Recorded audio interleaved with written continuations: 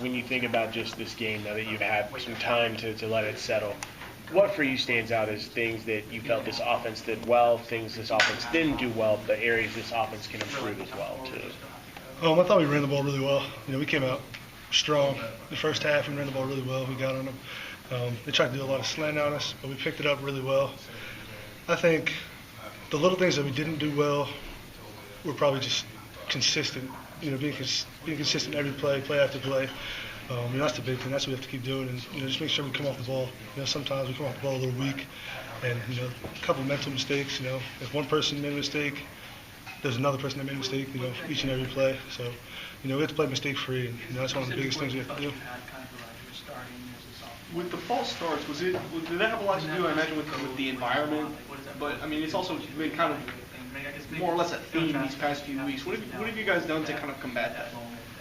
I'd definitely say the false starts had to do with the environment. It was loud. I couldn't hear Rod next to me. I couldn't hear Alec, at all the entire game. So you kind of just have to key on the ball.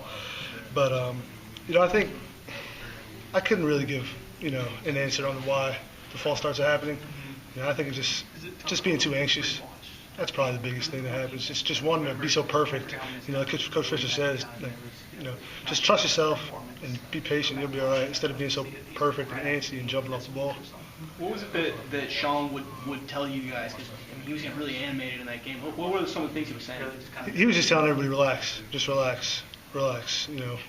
Don't worry about the crowd. Just relax and let's just go play football every single time. That's all he would say. Chad, you got some work over at right tackle. One, how tough is it if it's tough to switch positions in the middle of the game? And two, how do you think you went over there? It's not tough because I actually did work on it last week. But I think the only thing that, kind of will catch you is just, how much quicker you have to be off the ball, because you're on an island on the right side. So when I first got in there, I wasn't ready. It caught me off guard, but once I got accustomed to second play in there, I was fine.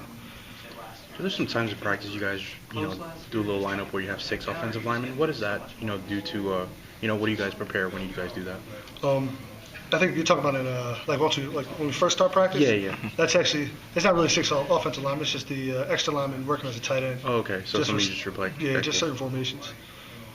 With this offense, what's it been like to have games where you guys are able to work through things, knowing that you have a defense that can kind of back you up, keep you in games, and know that if it takes you a little bit longer to get going, it's okay because, well, not okay, but at least there's a safety. What's it like to have that with the defense? It's huge. It's huge because we know if we can make a mistake, they have our back. But obviously, we don't want to rely on that. We want to be putting up points every single drive. But it's definitely a big momentum booster and a confidence booster. Knowing that our defense is so dominant, week in and week out.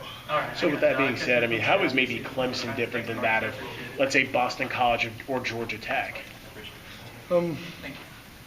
I wouldn't say it was any different. I think we just we got to go out there and score.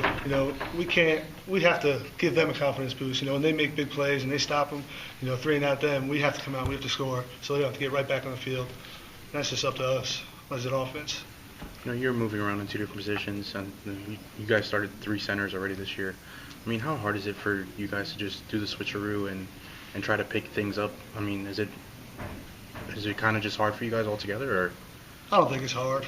I think because we're coached, so well by Coach Trickett on, each and every position, I don't think it's that hard.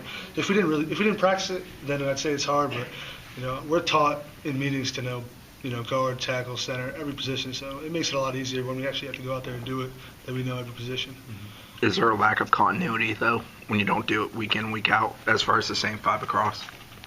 You could say that. Obviously there's going to be, a little bit of a lack of continuity, but like I said, we practice it. We practice it week in and week out.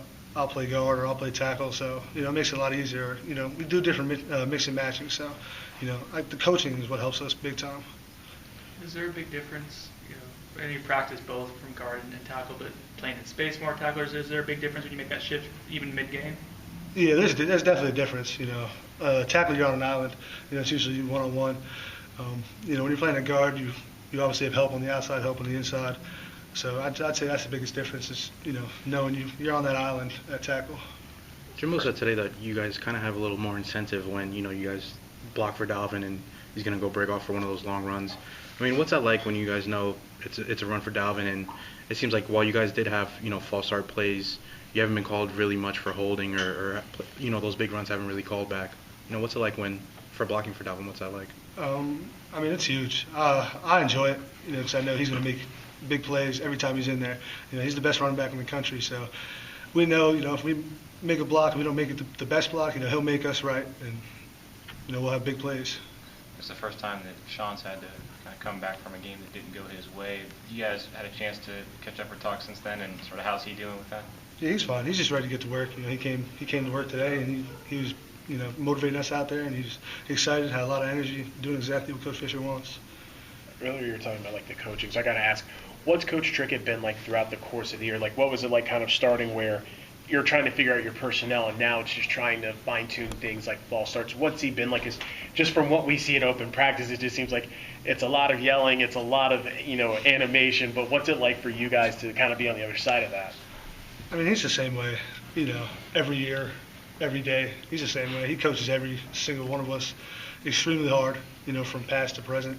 So I think we just go into it open-minded.